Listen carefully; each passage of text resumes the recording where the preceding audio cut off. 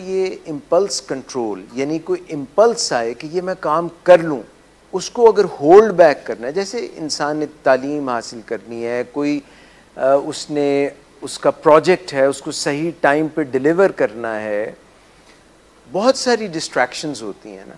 तो आप अपने आप को जब तक प्रैक्टिस नहीं कराएंगे कि मैंने कहाँ पे डिस्ट्रैक्ट होना है और कहाँ अटेंशन देनी है, तो उन बच्चों में से कुछ जो गिफ्टेड थे, टैलेंटेड थे, अच्छा वो गिफ्टेड और टैलेंटेड पता है कैसे थे?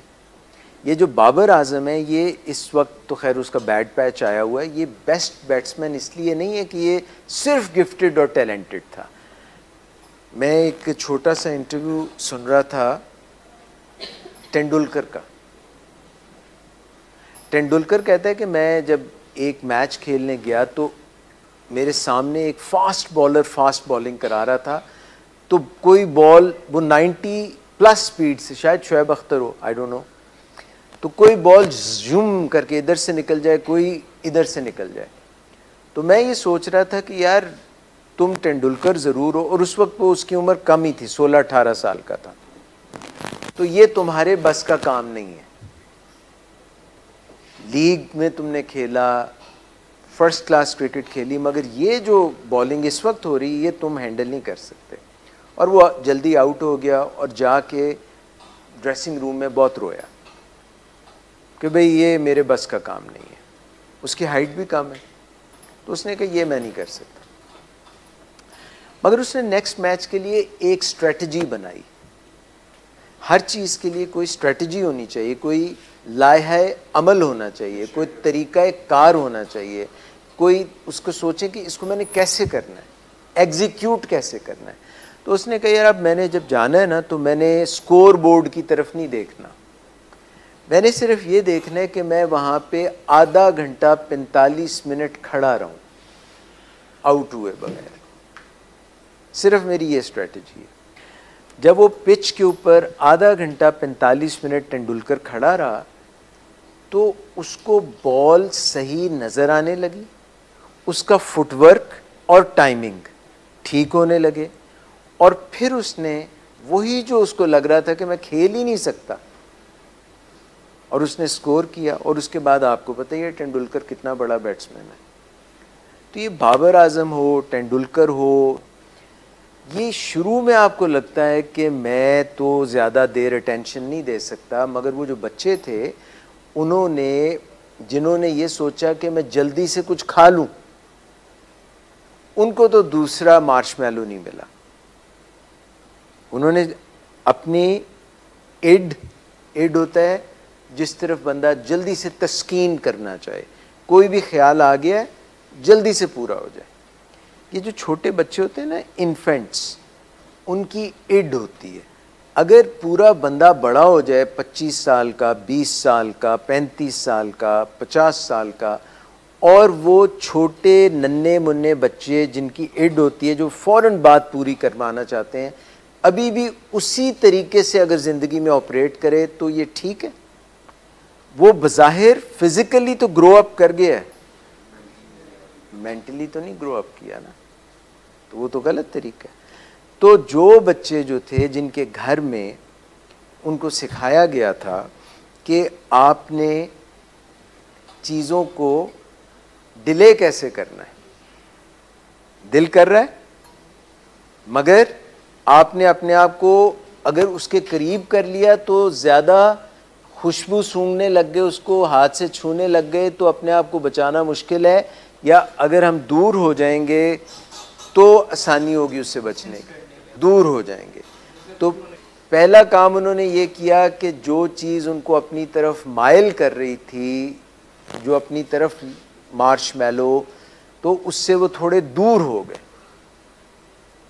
ये बात आप लोगों ने कभी सुनी है कि फासला बना लें, डिस्टेंस, पहला स्टेप ये है, डिस्टेंस कर लें। अगर इमोशनल टर्बुलेंस है तो जिस जगह पे इमोशनल टर्बुलेंस है उसका कोई ट्रिगर होगा, तो उस ट्रिगर से अपने आप को, इन बच्चों के लिए ट्रिगर क्या था? मार्शमैलो। तो उसकी खुशबू, उसकी विजुअल, उसकी खुशबू, उसमें से हो सकता आवाज़ भी आ रही हो, टच वो करेंगे तो होगा, हो सकता है उसमें से उनको आवाज़ आ रही मुझे खा लो, मुझे खा लो, हो सकता है मार्शमेलो उनसे बातें कर रहा हो, जो लास्ट टाइम खाया था उसका एक्सपीरियंस, मज़ा आ रहा है मुंह के अंदर। तो जो लोगों ने उसको जल्दी से उठा के खा लिया उनको दूसरा मार्शमेलो मिला नहीं। लाइफ का प्रिंसिपल ये है कि हम उतावले ना हो, अपने आप को होल्ड बैक करें। मैं ये अर्ज़ कर रहा हूँ कि जब हमने किसी चीज़ को मैनेज करना है तो कितने सारे फैक्टर्स होते हैं जिनको हम मैनेज कर रहे होते हैं, और कई दफ़ा हम सेल्फ मैनेजमेंट नहीं कर पाते। We can manage so many people but self management is poor. So the biggest battle that you have to win, जो आपने सबसे बड़ी जंग जीतनी है, जो आपने सबसे बड़ा कारनामा करना है, वो अपने से बाहर नहीं करना, वो अपने नफ्स के साथ करना है, वो अपने लिए करना है। आपने उसके ऊपर काबू पाना है। आपने क्योंकि नफ्स का जिक्र कर दिया बात का, तो रसूल अल्लाह सल्लल्लाहु अलैहि वसल्लम की हदीस से मुबारक है कि पहला कदम अपने नफ्स पे रखो तो दूसरा कदम आपका जन्नत में होगा। अपने नफ्स पे काबू पाएं। तो मुश्किलें तो हैं, मैं कब कह रहा हूं कि ये आसान है। इनके अम्मी अबू को देखें, इनके वालिदैन को देखें, उनकी मुश्किलात को ये अगर महसूस करें तो इनको अपनी मुश्किल इतनी सी लगे। उनकी जज्बाती मुश्किलात, उनकी मुआशी मुश्किलात, उनका इनसे प्यार और फिर अपनी जुदाई, और फिर इनको देखना कि ये अभी तक उसी में फंसे हुए हैं। Most of them don't even realize it. They think of themselves. It is called selfishness. वो अपने ही सोचते हैं कि मैं किस दर्द में हूँ, मैं किस कर्ब में हूँ, और ये जो दर्द और कर्ब है मुझे इसको मुकाने का बेहतरीन तरीका क्या है। जब भी कोई टेंशन हो, कोई भी स्ट्रेस हो, वो किस चीज़ की मार है? हाँ, ड्रग्स। गया, कोई टेंशन नहीं, कोई मुश्किलात नहीं। और ख़ास तौर पे अगर माँ ज़ईफ़ हो, बाप घर सर पे ना हो और पैसे माँ दे देती हो, तो बेहतरीन तरीका क्या है? फिर उससे छीन लो। कभी को मैं टक्कर मार दूंगा, मैं सर पे टक्कर मार के मर जाऊंगा, वो बेचारी डर जाती है। वो पैसे दिए तो आपने बाहर जाके क्या किया? ये सिनेरियो नहीं है क्या? या मैं कुछ गलत बता रहा हूँ तो आप मुझे करेक्ट कर दें। आपके वालिदैन आपसे इतना प्यार करते हैं, इसमें इतना सा भी शक नहीं है, इतना सा भी। जिन लोगों ने भी आपको यहाँ जो भी लाए हैं ना, दे लव यू, ऐसे अंग्रेज़ी का मुहावरा बोल रहा हूँ, they love you to death. वो अपनी जान से ज़्यादा आपसे प्यार करते हैं। मगर जो आप कर रहे थे वो आपको जीते जी मरता हुआ नहीं देख सकते थे, इसलिए उन्होंने आपको जुदाई अपनी सहली है, आपको यहाँ पे दाखिल करा दिया है, और आपके पीछे भी आ रहे हैं। They have not abandoned you, वो आपको फेंक के नहीं चले गए, पर आपको नहीं पता चल रहा कि वो कितना प्यार करते हैं।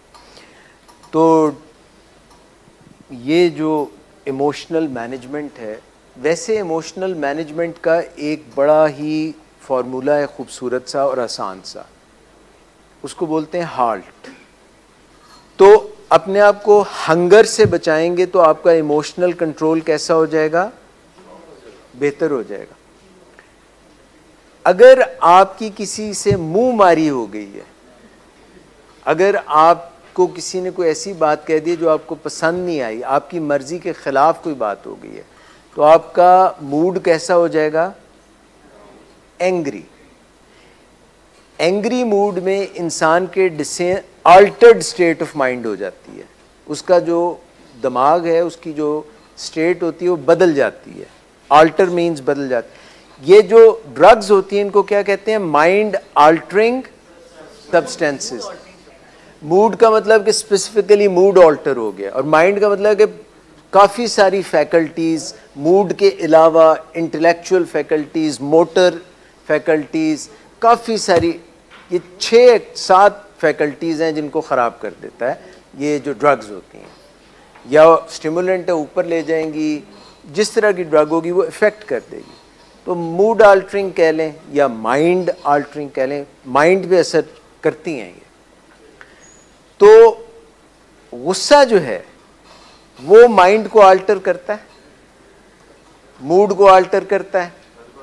तो भाई अगर हम सब्सटेंसेस को कह रहे हैं कि ना यूज़ करें, तो कोई गुस्से करता रहे तो उसका क्या होगा? अगर उसने कोई इरादा बांधा हुआ है कोई काम करने का और वो गुस्से में आ जाए तो उसका इरादा जो है वो टूट कमज़ोर हो सकता है। तो H for hungry, A for angry. और अगर कोई हैंग्री हो जाए, hungry and angry, that is called a new word in vocabulary now, it is called hangry.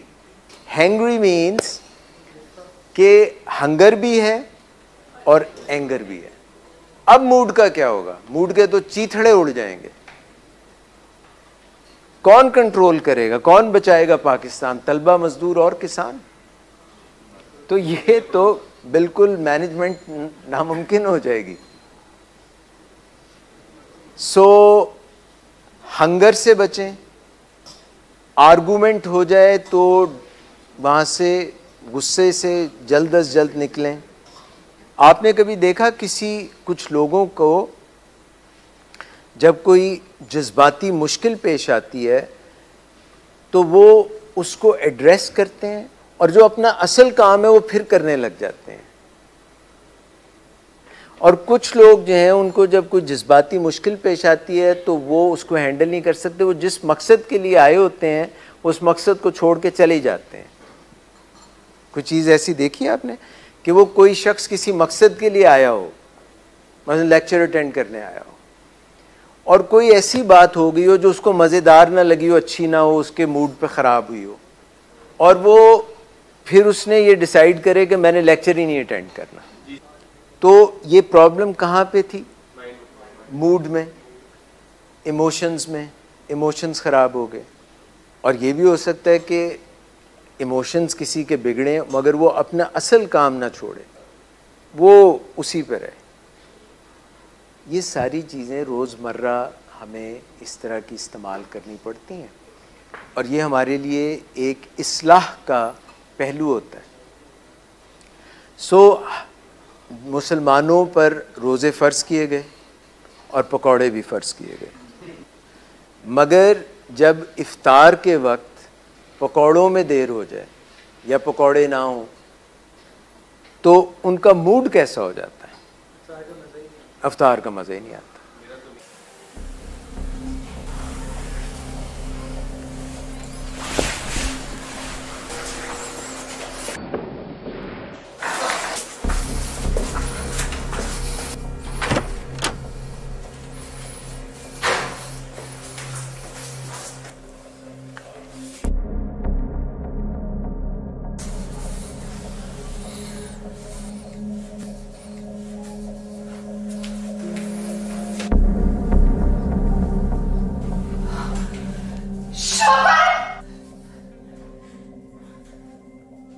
Drinking per se is not a defect of character, but it can turn into alcoholism.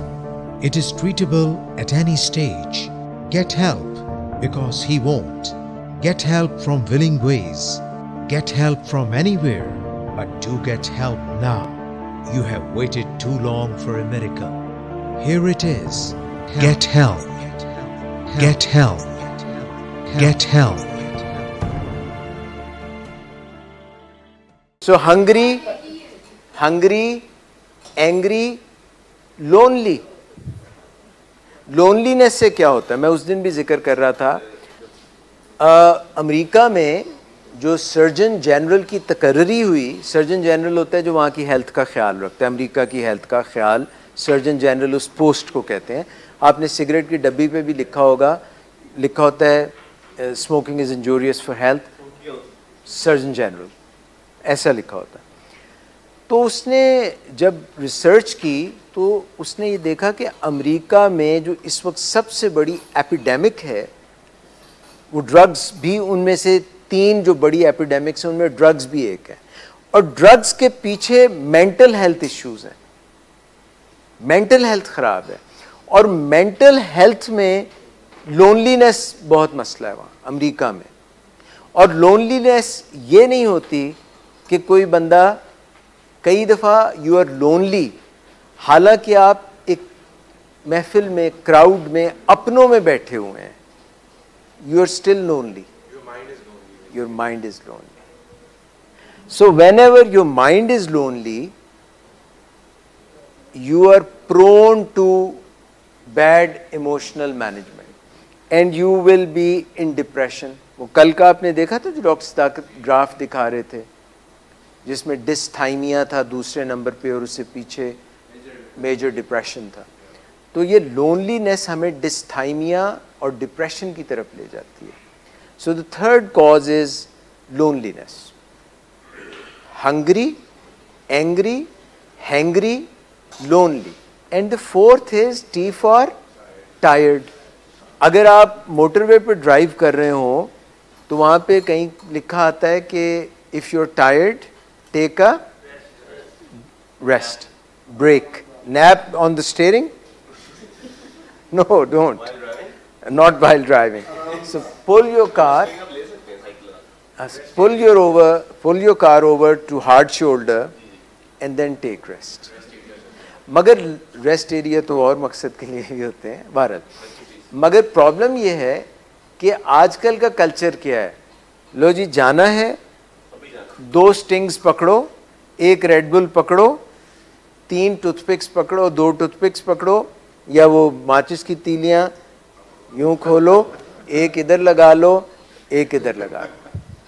हर शख्स उतना ही समझता है जितनी उसके तखय्युल की परवाज़ है। Hungry, angry, lonely, tired, इन चीज़ों से तो बचें। और सामने आ गया है इम्पल्सिव बिहेवियर, इम्पल्स कंट्रोल, तो आपने D for and D for. तो अगर वो बच्चे ये करते जिनके सामने मार्शमैलोस पड़े हुए थे कि वो बजाय उनकी तरफ देखने के उनसे ज़रा दूर हो जाते, फासला बना लेते और उसके बाद अपने आप को एक लारा देते, ब्रायन लारा, कि कहते कि नहीं, not now, not right now, मे भी थोड़ी देर बाद, तो अपने आप को थोड़ा सा वो अपना। और तीसरा क्या करते कि अपना मुंह उधर कर लेते, बजाय मार्शमैलोस की तरफ देखने के इधर बातें शुरू कर देते। वो जो 4 तरीके आपको बताए हैं, डिस्टेंस, डिले, डिस्ट्रैक्ट, चौथा रह गया डिस्टॉर्शन। डिस्टॉर्ट कई चीज़ों में हमें करना होता है। अगर वो समझते कि ये मार्शमैलो नहीं है, ये कोई बहुत गंदी सी चीज़ है, अपने माइंड में उसको वो उसकी पिक्चर को डिस्टॉर्ट कर लेते। तो कई दफ़ा हम पिक्चर को डिस्टॉर्ट करके देखें, असल चीज़ है कि हम नतीजा क्या हासिल करना चाहते हैं। नतीजा ये था, चैलेंज ये था कि 3 मिनट मार्शमैलो नहीं खाना। So if they live up to the challenge and if they accept the challenge, तो फिर वो अगर उसको पिक्चर को डिस्टॉर्ट कर लें। जब भी हम कोई काम जल्दी में करते हैं ना, तो उसके कुछ स्टेप्स मिस कर जाते हैं। हम उसको पूरा अपना जो फ्रंटल लोब, जो हमारा ये थिंकिंग ब्रेन है ना, लॉजिकल ब्रेन, वो पूरा नहीं देते। हमारा जो एनिमल ब्रेन है वो शॉर्टकट्स में चलता है, इमोशंस में। इमोशंस में बहुत पावर होती है, वो काम जल्दी से कर देते हैं, मगर उनके नताइज दूर रस और देर पा, उनमें डेप्थ और उतना ज़्यादा we have not given them enough thought. अगर कोई ज़िंदगी मौत का मसला हो तो फिर हमें फ़ौरन काम करना चाहिए। ज़्यादातर हमारी अप्रोच रिएक्टिव नहीं होनी चाहिए, हमारी अप्रोच प्रो एक्टिव होनी चाहिए। इमोशनल कंट्रोल का है, किसी ने कोई गाली दे दी, कोई बात पसंद नहीं आई, अगर किसी ने ये प्रैक्टिस ही नहीं बच्चे ने की हुई कि वो अपने आप को डिले कैसे कर सकता है, तो वो फ़ौरन वो काम कर देगा। हर चमकती हुई चीज़ मगर बच्चा जो है वो चमकती हुई चीज़ के पीछे जाता है।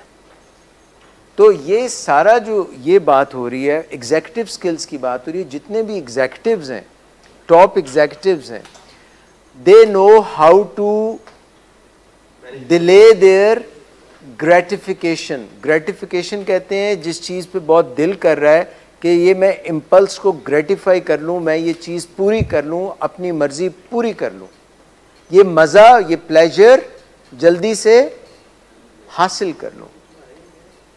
इसको रोकने की ज़रूरत है, उसको डिले करने की ज़रूरत है। मिसाल के तौर पे कोई काम है जो आपका दिल कर रहा है फ़ौरन कर लूँ, अगर आप उसको डिले करेंगे और शाम को करेंगे, मसलन आइसक्रीम खानी है, मेरा ये मसला है, तो मैं यहाँ पे जब जाता हूँ घर तो एक ज़हन कहता है कि यार टमी को कम करना है तो आइसक्रीम ना खाना, चीनी से बनती है, चीनी अच्छी चीज़ नहीं है।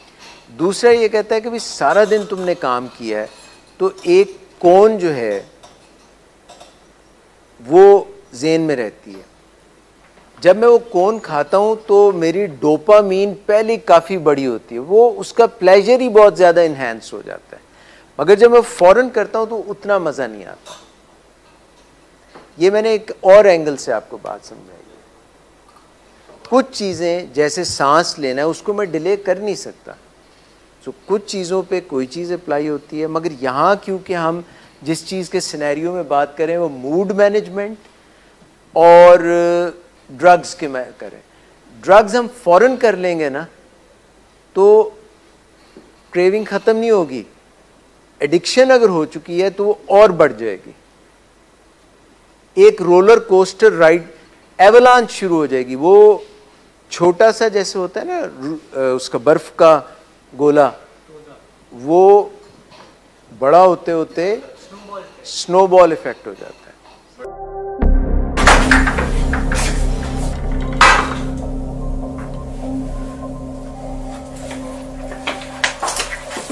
आज फिर पी कर आए हो? मेरा नहीं तो इन बच्चों का ही ख्याल कर लो। बंद करो तुम अपनी बकवास। लेकिन तुम अपनी घटिया हरकतों से बाज मत आना। तुम हो ही घटिया इंसान। तुम होती कौन हो मुझे रोकने वाली? तुम्हारे बाप के बाल की पीता हूं क्या? Drinking per se is not a defect of character, but it can turn into alcoholism. It is treatable at any stage. Get help because he won't. Get help from willing ways. Get help from anywhere, but do get help now. You have waited too long for a miracle. Here it is. Get help. Get help. Get help. Get help.